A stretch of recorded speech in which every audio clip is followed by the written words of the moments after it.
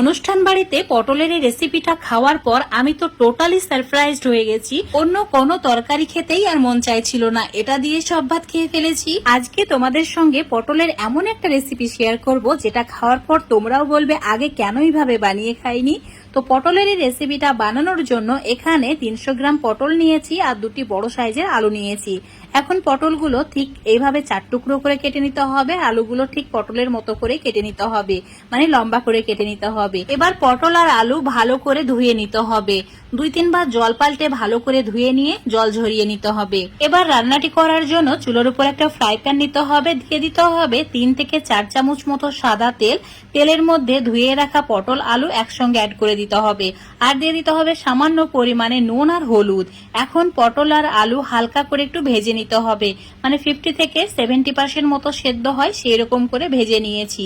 তো এবার এগুলোকে তেল ঝরিয়ে একটা প্লেটে তুলে রেখে দিতে হবে।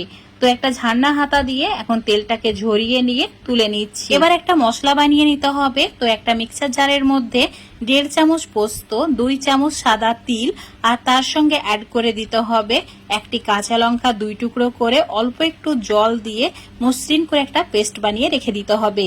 পটল আলু ভাজার পর ফ্রাই প্যানের মধ্যে যে তেলটুকু রয়ে গেছে সেই তেলের মধ্যে দিয়ে দিতে হবে 1/2 চামচের একটু কম কালো জিরে, 8-10টি রসুনের কোয়া, আর দিতে হবে 2টি শুকনো লঙ্কা। হালকা করে একটু ভেজে নিতে হবে। তো এবার এর মধ্যে অ্যাড করে দিতে হবে একটা মিডিয়াম সাইজের পেঁয়াজকে ছোট ছোট টুকরো করে কেটে নিয়ে তার সঙ্গে সামান্য পরিমাণে চিনি। এখন পেঁয়াজের কালারটা চেঞ্জ হওয়া পর্যন্ত ভেজে নিতে হবে। 2 মিনিট মিডিয়াম ফ্লেমে ভেজে নিয়েছি।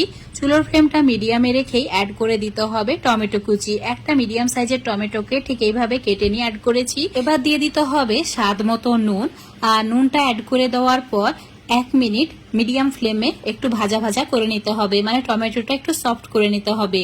তারপর যে মশলাটা করে রেখেছিলাম সেটা অ্যাড করেছি, আর বাটিটাকে ধুয়ে অল্প একটু জল অ্যাড করে দিয়েছি যাতে মশলাটা পুড়ে না যায়। এখন মশলাটাকে 2 মিনিট মিডিয়াম ফ্লেমে কষিয়ে নিতে হবে। 2 মিনিট পর মশলা ঠিক এরকম ঘন হয়ে যাবে। এবার 1 চামচ মতো লঙ্কা গুঁড়ো অ্যাড করে দিতে হবে। লঙ্কা গুঁড়োটা নিজেদের পছন্দ মতো কম বেশি করে অ্যাড করতে পারো। আবারও 2-3 মিনিট কষিয়ে নিয়েছি। এবার তেল ছাড়তে শুরু করেছে। এই সময় ভেজে রাখা আলু আর পটলগুলো অ্যাড করে দিতে হবে। তারপর চুলোর ফ্লেমটা হাই করে দিয়ে 1 মিনিট ভালো করে কষিয়ে নিতে হবে। এখন তোমাদের 1 মিনিট পর দেখাচ্ছি। দেখতেই পাচ্ছ আলু পটলের গায়ে মশলাটা একদম লেগে গেছে। এবার চুলোর ফ্লেমটা মিডিয়াম টু লো করে রাখতে হবে, আর দিয়ে দিতে হবে 1 কাপ জল।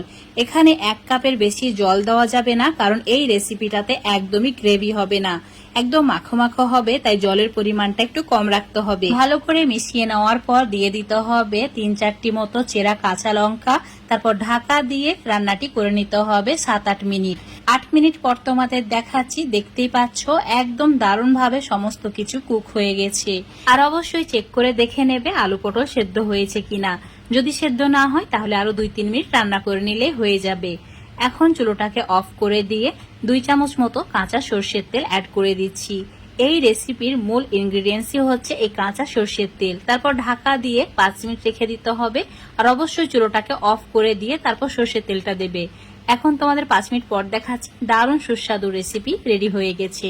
গরম ভাতের সঙ্গে, এমনকি রুটি পরোটার সঙ্গেও দারুণ লাগে খেতে। তো বন্ধুরা, আমার রেসিপি ফলো করে পটল আলুর এই নতুন রেসিপিটা একবার হলেও বাড়িতে বানিয়ে খেয়ে দেখবে। আশা করছি তোমাদের খেয়ে খুবই ভালো লাগবে। ভালো লাগলে অবশ্যই লাইক, শেয়ার, কমেন্ট করে দেবে। ফেসবুক পেজ থেকে দেখলে পেজটাকে ফলো করে নেবে, ইউটিউব থেকে দেখলে চ্যানেলটাকে সাবস্ক্রাইব করে রাখবে।